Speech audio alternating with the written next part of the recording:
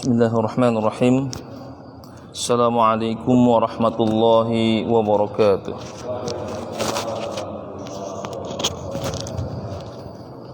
Alhamdulillah wassalatu wassalamu ala Rasulillah wa ala alihi wa sahbihi wa mawalah man la nabiyya ba'dah wa ba'du.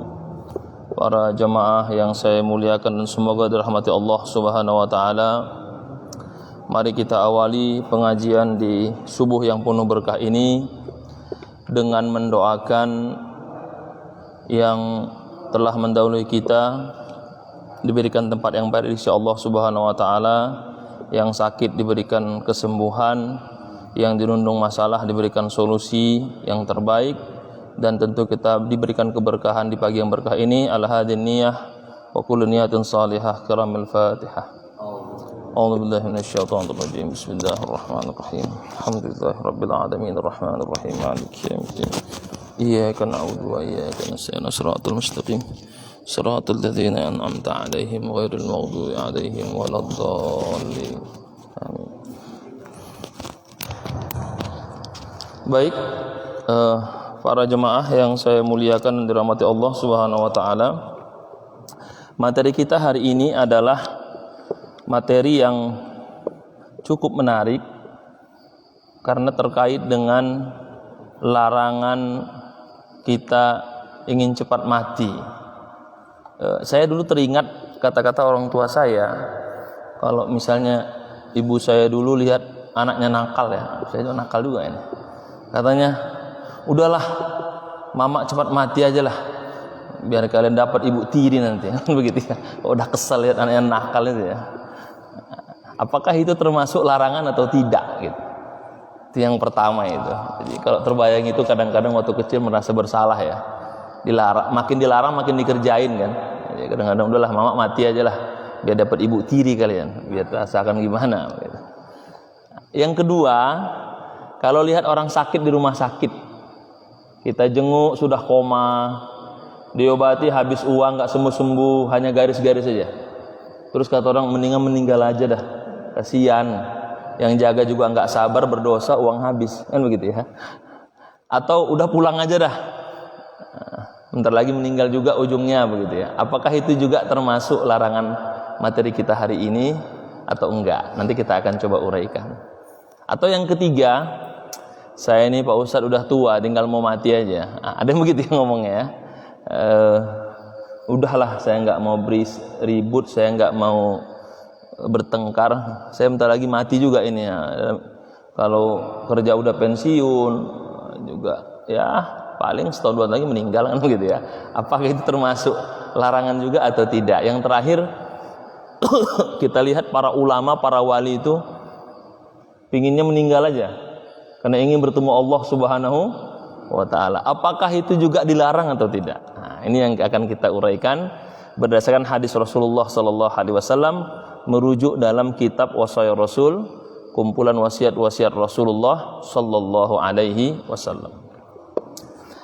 Bismillahirrahmanirrahim. An Anas radhiyallahu anhu qala Rasulullah sallallahu alaihi wasallam, la yatamannayanna ahadukumul mauta min durrin asabahu fa in kana la budda fa'ilan falyaqul Allahumma ahyini makanatil hayatu khairan li wa tawaffani iza kanatil wafatu khairan li. Rawahul Bukhari wa Muslim wa Tirmizi wa Abu Dawud wa ghairihim. Ini hadis kuat ini. Dari sahabat mulia Anas, semoga Allah meridhoinya, berkata, Rasulullah sallallahu alaihi wasallam pernah bersabda, janganlah seseorang di antara kalian menginginkan atau berharap kematian karena musibah atau kesusahan yang menimpa dirinya. Nah, lihat kalimatnya ya. La yatamannayanna. Dia menggunakan la nahi, larangan. Yatamanna fi'il mudhari, yanna nunut taukid. Jadi janganlah seseorang di antara kalian itu mengharapkan, menginginkan, pingin mau mati, min durrin asobahu, dari masalah atau karena sebab problem yang menimpanya. Nah, ini menarik nanti, yang kena COVID itu kadang-kadang udahlah mati aja, capek juga kan begitu. Lihat saturasi nggak ada hubungannya, tambah takut aja, udah mati aja begitu. Apakah termasuk enggak itu? Fa in kana labudda fa'ilan, kalau memang harus ingin mati, ada kalimatnya, fa in kana labudda fa'ilan falyakul, maka hendaklah dia mengatakan atau berdoa kepada Allah, Allahumma ahyini, ya Allah panjangkanlah umurku, maka natil hayatu khairul li, kalau aku dengan hidup jauh lebih baik, wa tawaffani, dan ambillah nyawaku atau matikanlah aku, bahasa yang lainnya, maka natil wafatu khairali, kalau memang kematian lebih baik dari aku hidup. Nah, ini kan terjemahnya sudah bisa ditangkap ya. Hadis ini diriwayatkan oleh Imam Bukhari, Imam Muslim, Imam Tirmizi, dan Imam Abu Daud wa ghairihim, dan perawi-perawi yang lain dengan lafaz yang agak sedikit berbeda. Di ilmu hadis itu begitu, rujukannya kuat. Jadi Imam Bukhari dalam kitab Sahih Bukhari meriwayatkan hadis ini, Imam Muslim dalam Sahih Muslim meriwayatkan hadis ini, Imam Tirmizi dalam kitab Jami' Tirmizi meriwayatkan hadis ini, dan Imam Abu Daud dalam Sunan Abi Daud meriwayatkan hadis ini. Apa kata pengarang ini mengomentari hadis ini?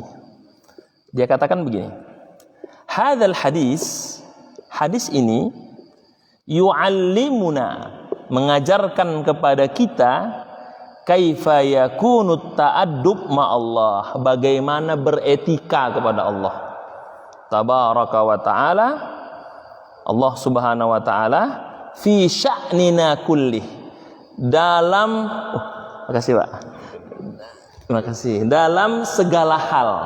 Jadi pentingnya apa? Beretika dalam segala hal. Nah, jadi hadis ini, kata pengarang ini, mengajarkan kepada kita bagaimana bertata krama, beradab kepada Allah Subhanahu wa taala terkait dengan takdir Allah Subhanahu wa taala. Nah, karena kan kalimatnya tadi bagus tuh. Jangan ada di antara kalian yang pingin cepat mati karena masalah yang menimpa dirinya. Kalaupun mau, doanya dirubah, ya Allah, kan begitu ya. Berarti kalau kita jenguk orang yang sakitnya koma atau parah, apa doa kita? Ya Allah, kalau memang dengan sehat itu lebih baik, maka panjangkan umurnya. Kalau memang dengan meninggal itu lebih baik, ya Allah, maka wafatkan dia husnul khotimah. Nah, jadi jangan dibalik, ya Allah, daripada biaya habis nggak sembuh-sembuh juga, ambil aja nyawanya daripada saya berdosa. Ini nggak masuk ajarannya kan? Hadisnya mengatakan dibuat doanya seperti itu. Oke. Wa yurabbi anfusana 'ala ridha biqada'ihi wa qadrihi wa tafwidil amri alaihi, dan mentarbiyah diri kita, mendidik diri kita agar ridha terhadap qada dan qadarnya Allah Subhanahu wa taala, dan menyerahkan segalanya sepenuhnya kepada Allah. Nah, ini hadis luar biasa berarti. Kenapa? Lihat kalimatnya. Fi mahyana wa mamatina, baik kita hidup maupun mati harus kita serahkan kepada Allah, dan itu dijelaskan dalam Al-Quran dengan begitu tegas dalam firman-Nya, a'udzubillahi minasyaitonirrajim, qul inna sholati wa nusuki wa mahyaya wa mamati. Lihat jelas tuh kan, lillahi rabbil alamin. Lalu kata pengarang ini, wa yuhazziruna, dan hadis ini juga memberikan kita peringatan minat ta'addi alaihi subhanahu fil ikhtiyar, terhadap bentuk tindakan yang melampaui batas terhadap keinginan kita. Karena keinginan kita tidak selamanya sesuai dengan keinginan Allah Subhanahu wa taala. Wa huwa amrun laisa lana fihi misqala dzarrah.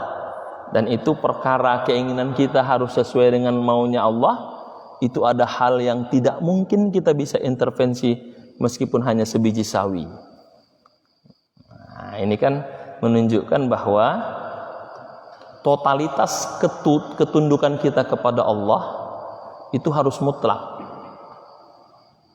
Tidak ada sedikit pun intervensi kita manusia terhadap keputusan Allah. Tapi ini nanti bukan Jabariyah ya. Jabariyah itu kan berarti kita menyerahkan, tidak. Artinya tetap keputusan final di tangan Allah, kita hanya berusaha. Lalu pengarang ini memberikan komentar menarik lanjutannya. Wal insanu bi tab'ihi yakrahul mauta wa yuhibbul hayah. Secara umum, secara tabiat manusia itu tidak suka dengan kematian, senang dengan kehidupan. Makanya kan ada syairnya, aku ingin hidup 1000 tahun lagi kan. Tidak ada syair aku ingin mati secepatnya, belum ada syair begitu. Nah, kalau orang yang putus asa banyak, tapi kalau syair lagi semangat aku ingin mati secepatnya enggak. Tapi kalau aku ingin hidup 1000 tahun lagi, ya itu pelajaran kita dari kecil itu, syair-syairnya itu. Jadi memang secara naluriah manusia itu pingin hidup dan tidak senang kematian. Bahkan beberapa kisah-kisah diangkat itu salah satu sebab utamanya kenapa? Pingin abadi kan? Kenapa Fir'aun ingin abadi? Kenapa Haman atau Qarun pingin abadi? Karena dia ingin mortal kan? Ingin keabadian. Dan keabadian itu adalah satu yang menarik bagi manusia. Nah, artinya manusia secara umum itu tidak akan suka kematian, senang kepada kehidupan. Maka hadis ini memberikan kita satu ketegasan. Tidak boleh berputus asa, tidak boleh mengeluh, tidak boleh marah atas keadaan, lalu pingin mengakhiri hidupnya dengan mendahului ketentuan Allah Subhanahu wa ta'ala. Yang dikatakan oleh pengarang ini yang disebut dengan intiharul majazi, bunuh diri secara konotatif atau secara majas. Nah, jadi orang yang ingin mati cepat itu digambarkan seperti apa? Bunuh diri dengan makna konotasi. Sedangkan orang yang bunuh diri beneran itu dalam makna denotasi atau makna yang sebenarnya. Jadi ini bisa dikatakan apa? Bunuh diri secara kiasan. Artinya fisiknya masih ada tapi mentalnya sudah tidak ada. Nah, dalam bahasa Arabnya kata pengarang ini apa? Intiharul majazi. Kematian dalam makna konotatif. Lalu dijelaskan kadang-kadang manusia itu karena saking banyaknya masalah dia ingin cepat mati. Dia mengira dengan kematian menyelesaikan masalah. Dia kira dengan kematian dia terbebas dari segala beban hidup. Pernah kita dengar kan orang yang menderita terus meninggal, alhamdulillah dia telah melewati beban hidupnya sehingga dia tenang di alam baka. Nah, ini penting ini kata garis bawah ini. Karena belum tentu di alam baka dia tenang. Karena dalam keyakinan agama kita ada mungkar nakir. Kalau nggak banyak amalnya dihajar lagi nanti di alam baka sana. Bahkan dalam hadis dikatakan ketika orang yang bersamanya mengantarnya ke kuburan, 2 langkah dari kuburan itu sudah datang malaikat mungkar nakir. Kalau kita bisa dengar sudah keluar itu dentuman, pukulan pakai palu, besi panas udah main itu, udah bersuara itu. Udah minta ampun itu. Nah, dikatakan faqad yamutu mutsaqqal bidzunub fayasla binariha fi qabrihi wa yauma taqumus saah. Kadang-kadang ada orang yang pingin cepat mati agar lepas dari urusan dunia, enggak ada beban. Memang kesannya dia telah lepas dari bebannya. Padahal dalam agama kita masuk kuburan masih ada masalah baru. Minimal masalah bagi yang dia tinggalkan. Ini meninggal tiba-tiba gimana nguburinnya? Itu kan menimbulkan masalah baru sebenarnya tanpa dia sadari. Dan bisa jadi dia meninggal itu lebih dahsyat lagi apa? Diazab sampai hari kiamat karena amal maksiatnya selama di hidup, apalagi dia bunuh diri meninggalnya kan begitu. Sehingga kata pengarang ini, andai dia masih hidup, dia masih punya waktu untuk bertaubat. Andai dia masih hidup, dia punya waktu memperbaiki dirinya. Itulah kenapa dalam satu hadis Rasul mengatakan,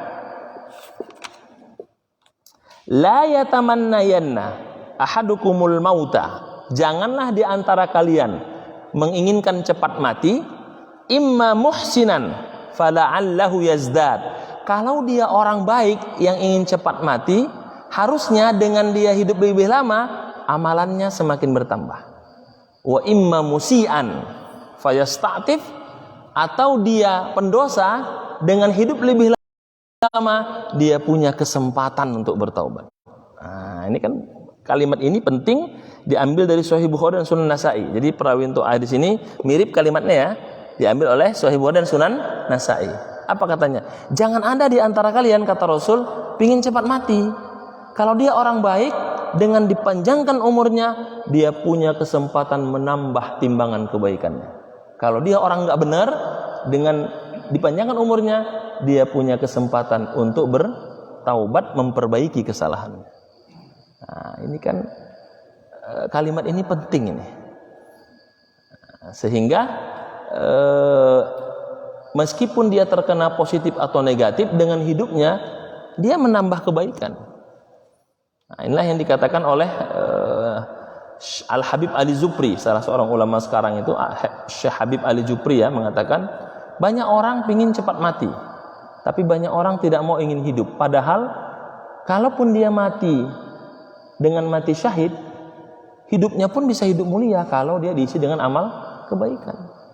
Ya kan logikanya, kalau orang yang meninggal dengan umur 60 tahun dengan orang yang meninggal umur 80 tahun, kalau dua-duanya positif, mana yang lebih beruntung? Yang 80 tahun. Karena amalnya jauh lebih banyak. Sedangkan yang 60 tahun selesai cuma 3 perkara kan, amal jariah, ilmu bermanfaat, anak yang soleh kan. Sementara yang masih 20 tahun lagi, dia bisa menjadi pengurus DKM, pengurus masjid, dia bisa mendirikan pesantren, dia bisa membantu orang terkena COVID, masih banyak kesempatan berbuat amal ibadah. Nah, ini penting penjelasannya itu. Sehingga dengan hadis ini para ulama berbeda pendapat tentang hukum keinginan cepat mati. Untuk menjawab tadi, pendapat yang pertama mengatakan haram hukumnya ingin cepat mati berdasarkan hadis tadi, karena menggunakan kalimat apa? Jangan pernah sekali-kali kalian ingin mati, maka haram hukumnya ingin cepat mati, kecuali bukan karena alasan tadi. Kan tadi alasannya dilarang mati, ingin cepat mati karena apa? Masalah yang menimpanya. Berarti kalau ingin cepat matinya bukan alasan itu, maka dibolehkan. Apa contohnya? Dia ingin mati untuk membela agama Allah, syahid. Nah, itu boleh. Itu para sahabat banyak yang melakukan. Yang kedua mengatakan hukumnya makruh. Berdasarkan hadis tadi, kenapa makruh? Karena ada redaksi kalamnya, kalau ingin cepat mati dirubah doanya. Ya Allah, kalau dengan hidup lebih baik panjangkan umurku, kalau dengan mati lebih baik maka ambillah nyawaku. Nah, ada kalimat redaksi, maka dikatakan hukumnya makruh, tidak sampai haram. Yang ketiga mengatakan hukumnya boleh. Yang penting tadi bukan karena masalah problem hidup yang dia alami, artinya karena masalah duniawi. Jadi kalau karena masalah duniawi pingin cepat mati, itu dilarang. Tapi kalau kepingin mati karena rindu kepada Allah, ingin terbebas dari maksiat, nah itu sebagian ulama membolehkan, dan itulah yang sering diingin oleh para wali dan para ulama, yang disebut dengan kibarul arifin, orang para wali, para ulama yang saya ini pingin cepat menghadap Allah sajalah, supaya terbebas daripada maksiat. Nah, itu ada yang mengatakan boleh, tapi itu apa? Maqamul arifin, orang-orang yang sudah mencapai tingkat wali atau tingkat kebijaksanaan yang sangat tinggi, para ulama, para wali dengan karomah-karomahnya. Lalu kita masuk ke penjelasan hadis ini. Kalimat pertama, la yatamannayanna ahadukumul maut. Ini menegaskan larangan mutlak, tidak boleh kita berangan-angan ingin cepat mati, karena itu menunjukkan kelemahan iman kita dan menunjukkan kita tidak terima dengan takdir Allah. Jadi tidak ada istilah ya Allah sakit banget ini penyakit, ya udahlah ambillah nyawaku ya Allah. Nah, ini menunjukkan imannya sangat lemah. Padahal orang sakit itu apa? Sedang dibersihkan dosanya. Makanya kan kalimatnya sakit la ba'sa tahurun insyaallah. Sering kita dengar ya, la ba'sa tahurun insyaallah. Apa artinya itu sebenarnya? Enggak tahu Ustaz, pokoknya dengannya la ba'sa tahurun insyaallah. La ba'sa itu artinya apa? Enggak apa-apa.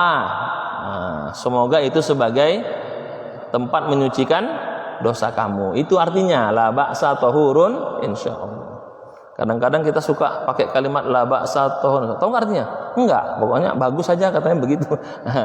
Saya lihat kok di WA asal ada sakit kirim itu katanya. Nah, artinya apa? Tidak apa-apa. Semoga itu bisa menyucikan dari dosa. Yang kedua, min durrin asabahu. Larangan itu muncul karena apa? Sebab dia tidak sabar, sebab dia tidak kuat, sebab dia tidak mampu menghadapi musibah. Berarti dia sedang lari dari ujian Allah. Dia sedang tidak terima atas ketentuan Allah. Ya Allah, kok susah kali hidup ini ya Allah. Berarti kan begitu kan kalimatnya itu.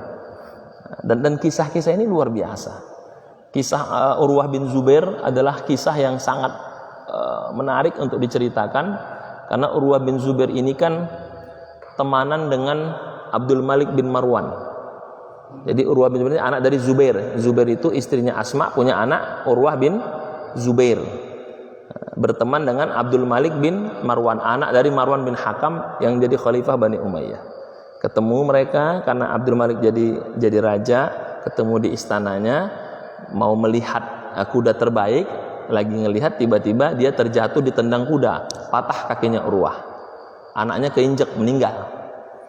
Nah, pulang ke rumah, meninggal lagi anak yang kecil.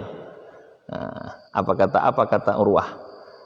Dia katakan alhamdulillah.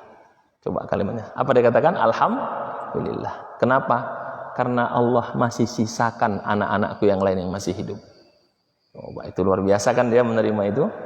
Terus kakinya patah. Ini terkait tadi Pak Imam yang terkilir ya. Alhamdulillah, karena Allah masih sisakan anggota tubuh yang lain yang masih sehat. Nah, ini kan luar biasa ini. Keimanan Urwah ketika mendapatkan musibah yang oleh orang tua kita yang sering kita gunakan kalimat untung. Sering kan? Tabrakan. Meninggal? Enggak. Oh, untung enggak meninggal gitu ya. Habis itu tabrakan. Meninggal? Enggak, cacat. Untung enggak mati kan begitu ya. Selalu untung terus tuh kalau kata orang tua dulu ya. Jadi itu sebenarnya terjemahan dari setiap kena musibah alhamdulillah, karena Allah masih berikan nikmat yang lain. Ustaz, teorinya kayaknya indah sekali, tapi prakteknya berat gitu. Ya memang berat, makanya kita diuji kan. Nah, dengan kesabaran, kadang-kadang reaksi itu kan tergantung dengan keadaan diri kita pada saat menerima musibah. Lalu dikatakan fa in kana labudda fa'ilan. Kalau memang kepingin tidak masuk dalam keharaman larangan pingin mati itu, kata Rasul, maka diganti kalimatnya apa? Ya Allah, berikanlah aku panjang umur, kalau dengan hidupku lebih baik memberikan banyak manfaat kepada orang lain, dan ambillah nyawaku ya Allah kalau memang dengan meninggalku aku selamat dari maksiat. Nah, Allahumma ahyini maka natil hayatu khairan li wa tawaffani maka natil wafatu atau izaka natil wafatu khairan li. Maka dengan kalimat ini, kata pengarang kitab ini, dia sedang bertawakal dan berserah diri kepada Allah, dan dia sedang menjalankan persangkaan baiknya kepada Allah. Jadi kalau baik itu memang sudah Allah tentukan, kalau tidak baik berarti memang itu Allah berikan kepadanya agar berhati-hati. Nah, ini terkait dengan hadis tadi. Kemudian diterangkan oleh pengarang kitab ini, al-insanu huwal kain hayy al-mutaharrik bil iradah wa ghairihi minal hayawan kain hayyin mutaharrik bil ilham la bil iradah. Yang membedakan kita dengan hewan, bahwa mereka bergerak atas naluri, sedang kita bergerak atas akal dan keinginan kita. Maka seorang muslim telah diberikan akal dan hati, dan itu adalah salah satu instrumen hidayah. Jadi hidayah itu ada akal, ada hidayah hati, untuk bisa membedakan mana bentuk permintaan kepada Allah untuk kebaikan dan mana bentuk ketaatan kepada Allah Subhanahu wa ta'ala. Lalu kalau memang seperti itu, apa yang perlu kita jelaskan terkait dengan hadis ini? Ada yang mengatakan begini, bahwa ada kok di Quran yang mengatakan bahwa kematian itu boleh. Lalu dia ambil ayat pertama apa? Tentang kisah Nabi Yusuf. Pada surat Yusuf ayat 101 dikatakan oleh Nabi Yusuf, "O tawaffani musliman wa alhiqni bis-sholih." Allah, buatlah aku meninggal dalam keadaan muslim dan pertemukan aku dengan orang soleh. Ini dijawab oleh pengarang ini, ayat pada surat Yusuf ayat 101 itu bukan ayat Yusuf minta mati, tapi Yusuf ingin hidupnya dipergunakan untuk kebaikan, dan kalaupun dia nanti meninggal, dia ingin bersama orang-orang yang baik. Nah, jadi itu harapannya, bukan pingin mati. Jadi ayat ini yang digunakan oleh orang yang membenarkan ingin mati, ini ditolak. Yang kedua, yang dibaca tadi oleh Imam, surah Al-Kahfi, surat Maryam, itu pada ayat 23, ketika Maryam akan melahirkan. Qala ya laitani mittu qabla hadza wa kuntu nasyan mansiya. Ya Allah, sakitnya melahirkan ini, seandainya aku sudah mati berkali-kali. Kan orang melahirkan itu sebenarnya lagi berjuang ya. Itulah kenapa dalam hadis Rasul, orang yang melahirkan meninggal dunia itu pahalanya sama dengan jihad fisabilillah, kan begitu ya. Nah, dikatakan oleh pengarang ini yang menggunakan ayat dalam surat Maryam tentang bolehnya minta mati, ini juga ditolak karena Maryam bukan ingin mati, dia ingin menggambarkan orang melahirkan itu sama seperti orang yang mati beberapa kali. Nah, itu penjelasannya begitu. Jadi dua ayat yang mengatakan boleh ingin mati itu terbantahkan dengan hadis tadi, bahwa tidak ada kebolehan kita menginginkan cepat mati. Kalaupun ingin cepat mati, kalimatnya dirubah menjadi doa. Ya Allah, panjangkan umurku jika itu terbaik, dan ambillah nyawaku jika itu jauh lebih baik. Nah, ini kalimatnya juga untuk kita yang menjenguk atau melihat orang-orang yang sakit atau parah sekali. Lalu diperkuat lagi pendapat pengarang ini dengan pendapat Imam Qurtubi dalam kitab Tazkirah. Jadi Imam Qurtubi ada kitabnya At-Tazkirah fi ahwalil mauta, tentang orang-orang yang sudah meninggal. Jadi kalau membahas tentang orang sudah meninggal ini, itu ada kitabnya. Imam Qurtubi punya kitab Tazkirah, Ibnu Qayyim punya kitab Ar-Ruh, itu nanti akan menjelaskan tentang kisah bagaimana orang yang sudah meninggal ruhnya ada yang datang begitu ya. Itu dijelaskan dalam kitab Ar-Ruh dengan kitab At-Tazkirah. Juga terkait dengan bagaimana bermuamalah kepada orang yang telah meninggal dunia, itu diceritakan dalam dua kitab ini. Apa kata Imam Qurtubi dalam kitab Tazkirah? Orang-orang yang kepingin cepat mati atau kematian itu karena dua hal. Satu, karena dia takut dengan dia hidup lebih lama itu akan menimbulkan fitnah terhadap dunia. Nah, itu dibolehkan. Jadi daripada fitnah benda dunia, aku banyak maksiat, aku nggak apa-apa, ya Allah ambil nyawaku. Yang kedua, dia juga berharap supaya dengan kematiannya itu tidak akan menimbulkan maksiat baru dan menambah dosa orang-orang di sekitarnya. Nah, menurut Imam Qurtubi dengan dua alasan ini itu dibolehkan dia menginginkan kematian, tapi tetap menggunakan doa, ya Allah, jika dengan sehat aku atau panjang umur itu lebih baik agar aku bisa memberikan maka panjangkan umurku, tapi jika tidak maka ambillah nyawaku. Lagi-lagi pendapat Qurtubi memperkuat pendapat dari pengarang ini. Sedangkan orang yang kepingin bertemu dengan Allah, yaitu para wali, para ulama, itu para orang-orang, para ajengan-ajengan yang sudah sampai pada level al-arif billah atau ahli hikmah tinggi, itu bukan pingin mati, itu bentuk apa? Syauqon, kerinduan ingin bertemu Allah, karena termotivasi oleh ayat Al-Quran yang mengatakan ya ayyatuhan nafsul mutmainnah. Nah, jadi untuk para wali ini nggak masuk kategori hadis ini, karena itu apa? Cinta mereka kepada Allah Subhanahu wa ta'ala. Kenapa? Itu ditegaskan oleh dalam salah satu bukunya di Imam Qurtubi pada kitab Tazkirah, la yatamanna ahadul maut illa salasa. Orang tidak akan menginginkan kematian kecuali karena tiga hal, kata Imam Qurtubi. Pertama, rajulun jahil bima ba'dal maut. Jadi orang yang ingin cepat mati itu satu, karena dia tidak meyakini ada kehidupan setelah kematian. Biasanya orang ingin mati begitu. Makanya orang-orang yang, mohon maaf ya, yang ikut-ikut asuransi kreditan supaya gua nggak ditagih lagi, gua mati aja. Biar dapat untung. Karena dia memang tidak meyakini ada kehidupan setelah kematian. Yang kedua, rajulun yafirru min aqdarillahi ta'ala alaihi. Yang kedua biasanya alasannya yang lari dari takdir Allah. Ada kan? Ingin lari dari takdir Allah. Udahlah, dunia ini capek sekali, meninggal aja lah biar supaya bebas dari masalah. Berarti dia lari dari takdir Allah, lari dari ujian Allah Subhanahu wa taala. Yang ketiga, mushtaqun wa muhibbun liqa'illah. Rindu dan ingin bertemu Allah. Nah, jadi kata Imam Qurtubi, orang yang meninggal dalam kitab Tazkirah itu 3 hal. 1, dia tidak meyakini ada kehidupan setelah kematian. Yang kedua, dia lari dari Allah. 1, 2 ini negatif. Yang ketiga, apa? Karena rindu ingin bertemu Allah Subhanahu wa ta'ala. Maka 1, 2 dilarang. Yang ketiga, menurut Imam Qurtubi itu dibolehkan dalam kitab At-Tazkirah. Wa ala kulli hal. Nah, kata pengarang ini, tapi yang paling penting dari semua itu, fa innallaha azza wa jalla ya'lamus sarair fayujzi kullam ri'in bihasbi niyatihi wa ala qadri ikhlasihi fil qawli wal amal. Tapi yang paling penting, apapun niatnya, baik dengan nomor 1, 2 dan 3, Allah lebih tahu niatnya dan Allah pasti akan memberikan kompensasi dan ganjaran tergantung dengan niat dan keikhlasannya kepada Allah Subhanahu. Ujung-ujungnya Allah yang lebih tahu kan.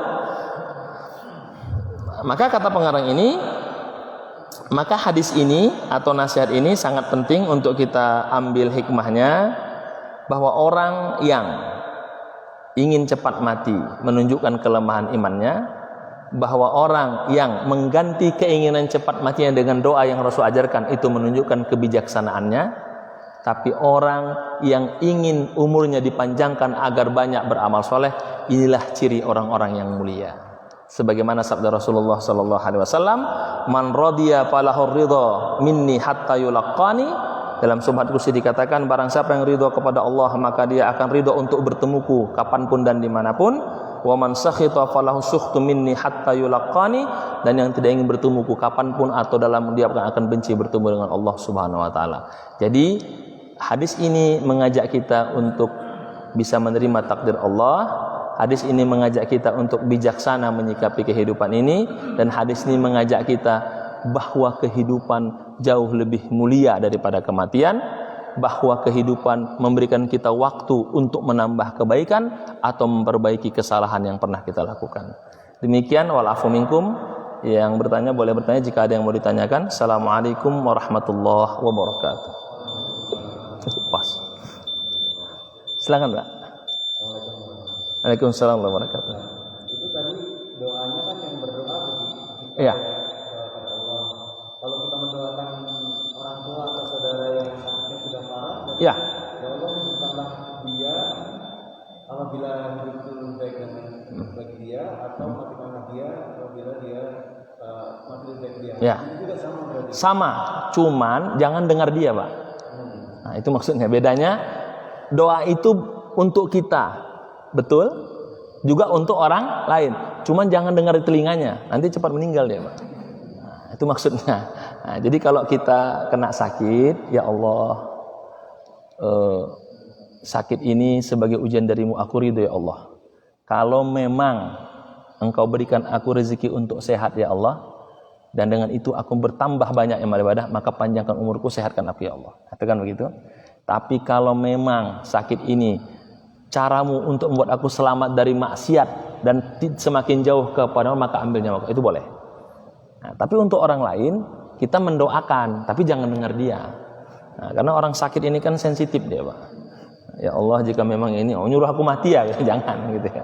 Nah, jadi itu doa berlaku untuk kita sama orang yang kita doakan, tapi kita doakan dalam hati ketika menjenguk, ya Allah, jika memang Engkau berikan dia kesempatan untuk sehat, maka angkat penyakitnya, panjangkan umurnya. Tapi jika jika dengan dia sakit itu mengurangi dosa dan dia bebas dari maksiat, maka ambil nyawanya dan berikan dia husnul khatimah. Kenapa?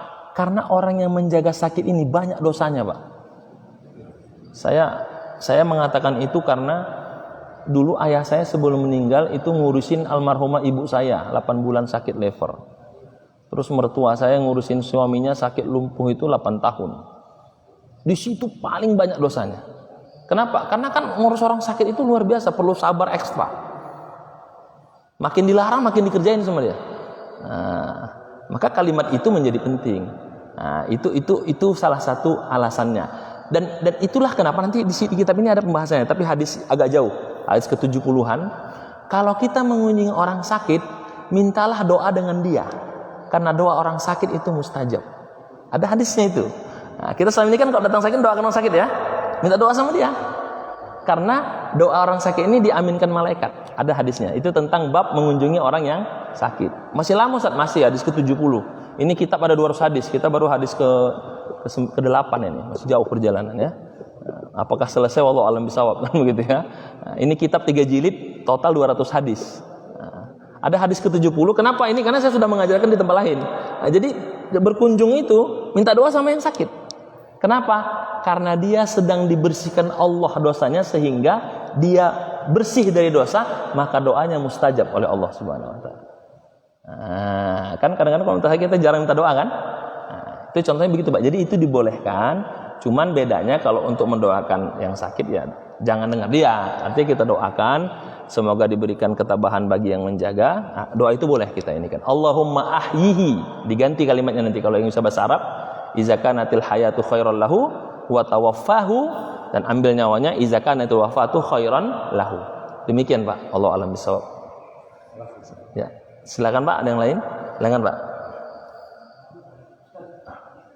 Yang beranggapan bahwa tidak ada apa itu kehidupan Setelah ya.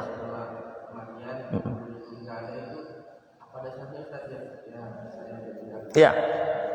Terima kasih Pak. Saya mau jelaskan, Imam Qurtubi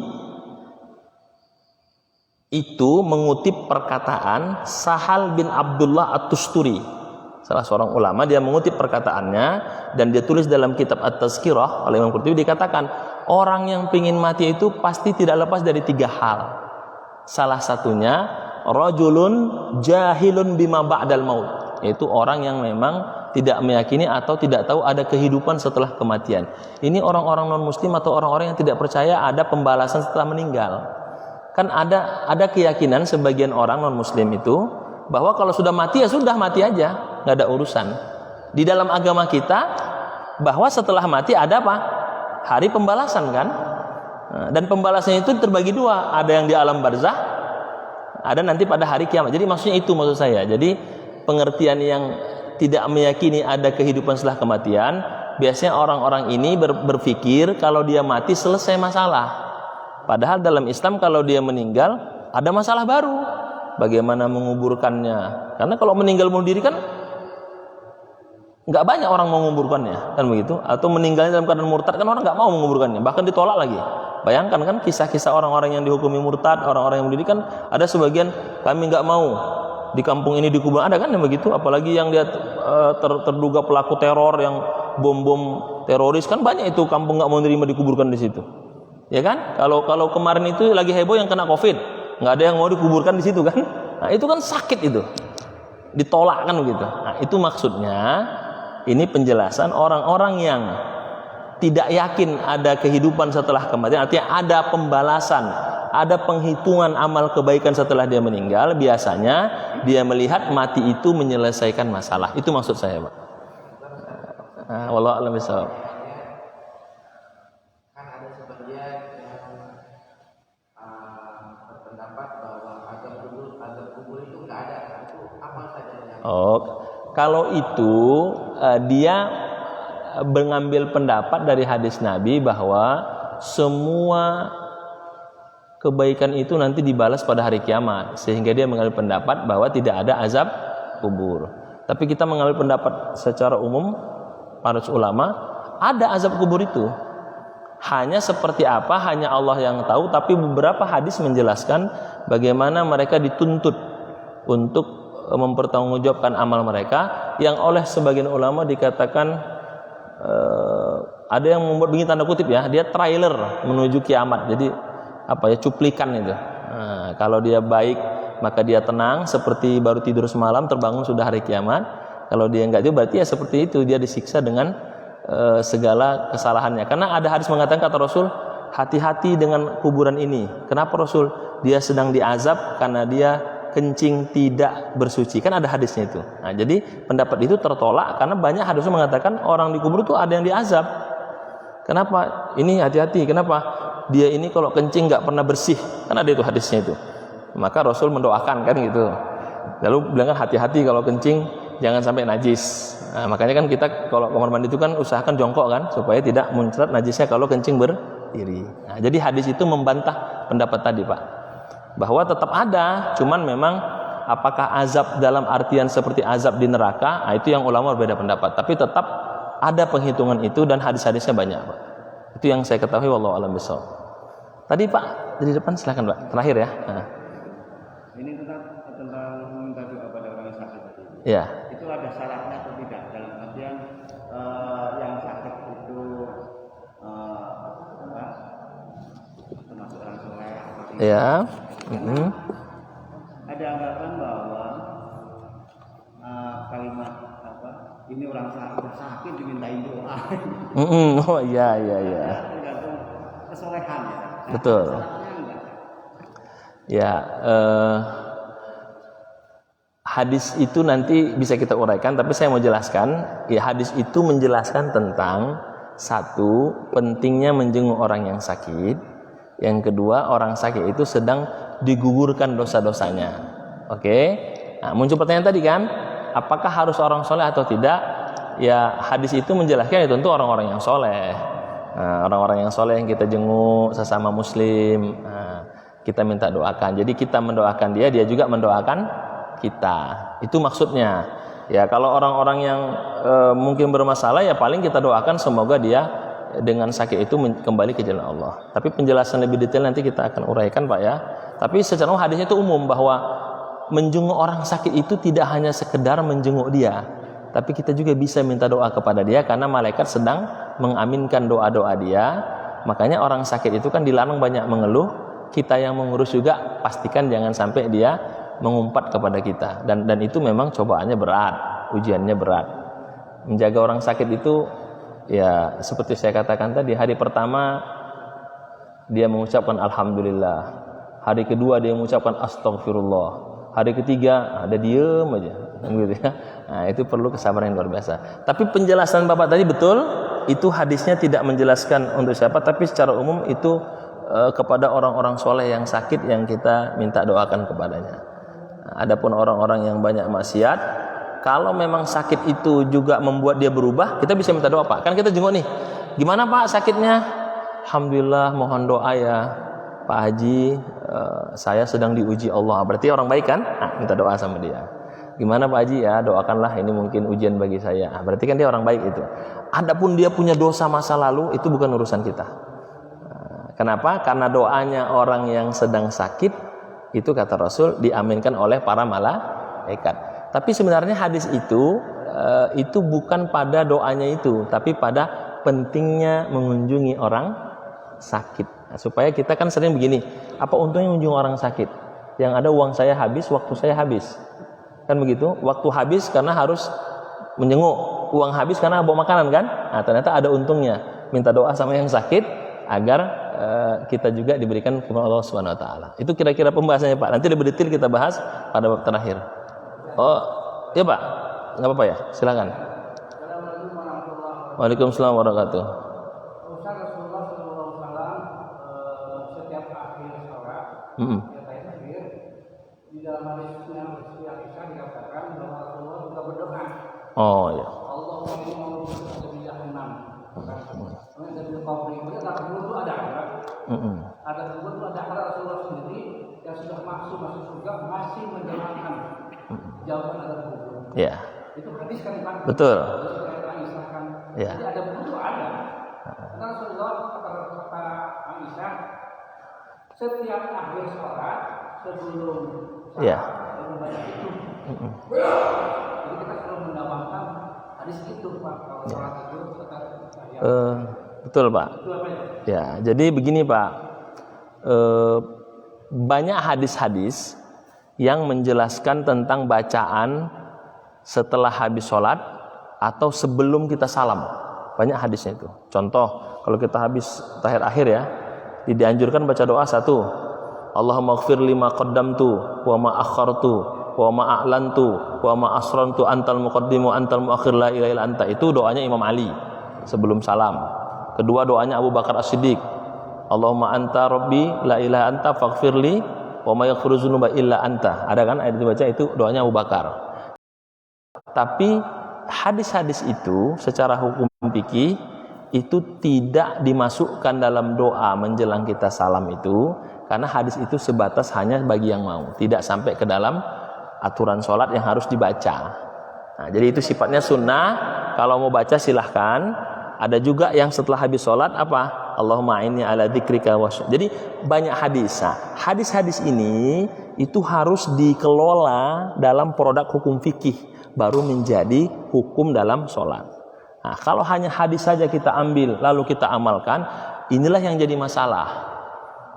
Nah, karena hadis itu adalah perkataan Nabi. Perkataan Nabi itu tidak semua bisa dilakukan. Kalau bisa dilakukan, luar biasa. Ada ratusan ribu hadis Nabi. Kalau kita lakukan semua bisa nggak? Ya belum tentu. Kan begitu. Maka hadis-hadis itu dalam hal fadilah amal itu hanya sifatnya anjuran, tapi dalam hukum nanti fikih yang akan menguraikannya. Sebagai contoh yang paling sering, yang sering jadi alasan para saudara kita, pakai siwak. Kan siwak itu kan banyak orangnya. Beberapa masjid saya lihat kalau mau qomat keluarkan siwaknya, dia bersihkan itu. Oke? Karena ada hadisnya, laula an asyqa ala ummati la amartuhum bisiwaki inda kulli shalah. Kalau bukan karena memberatkan, aku akan perintahkan umatku untuk bersiwak sebelum sholat. Hadisnya begitu. Berarti harus siwak setiap sholat. Dan ada yang mengamalkan itu. Saya kalau beberapa teman-teman itu kalau sholat mau qomat keluar siwaknya langsung. Dan kadang-kadang kalau pas 5 orang serentak itu keluar, silak semua. Tapi di hukum fikih hukumnya sunnah. Bukan berarti yang nggak pakai siwak nggak ngikuti sunnah Rasul. Itu bagian dari sunnah. Itu maksudnya Pak. Jadi hadis-hadis yang Bapak sampaikan itu betul, memang ada. Tapi itu dalam hukum fikih nanti masuk dalam dibaca silahkan, tapi tidak masuk dalam bacaan yang wajib dibaca ketika sholat. Itu tambahan-tambahan. Dan banyak sekali hadis itu Pak, yang sering dibacakan kita. Makanya kalau ada imam mau salam tuh lama ya, berarti dia baca doa itu. Kadang-kadang lama ada begitu ya. Pernah nggak Bapak sholat dalam hati, ini lama banget imamnya nggak salam-salam kan? Nah, pasti pernah itu. Saya nggak pernah Pak, pasti pernah. Kan udah puluhan tahun sholat kan, kok lama banget. Atau imam yang lagi sujud lama banget gitu ya. Nah itu karena ada hadisnya, banyaklah minta doa ketika sujud. Nah, makanya sering saya katakan, orang-orang yang lama salam, lama sujud, sebaiknya kalau sholat sendiri, jangan jadi imam. Kenapa? Bingung nanti makmumnya. Nah, apalagi nanti kok lama banget. Jangan-jangan ini husnul khotimah nih kan gitu kan. Udah banyak kejadian masalahnya. Begitu ya. Nah, itu kira-kira Pak, Allah alam bisawab. Saya kira secara umum kita diminta harus menjadi manusia yang produktif. Kalau ada ungkapan mengatakan iskariman au mutsyahidan, kalau meninggal atau mati syahid, kalau hidup hiduplah mulia. Tentu hidup jauh lebih berharga daripada kematian. Karena kematian membuat kita terputus dari segala amal perbuatan, sedangkan kehidupan memberikan kita kesempatan. Kalau amal kita sudah baik, menambah perbandaran kebaikan kita. Kalau amal kita sudah buruk, banyak yang enggak baik, diberikan kesempatan untuk memperbaiki kesalahan kita. Ini mudah-mudahan menjadi harapan kita semua dan semangat kita semua. Mudah-mudahan Allah berikan kita kebaikan dan keberkahan. Wal afu minkum. Subhanakallahumma bihamdika asyhadu an la ilaha illa anta astaghfiruka wa atubu ilaik. Walhamdulillahirabbil alamin. Assalamualaikum warahmatullahi wabarakatuh.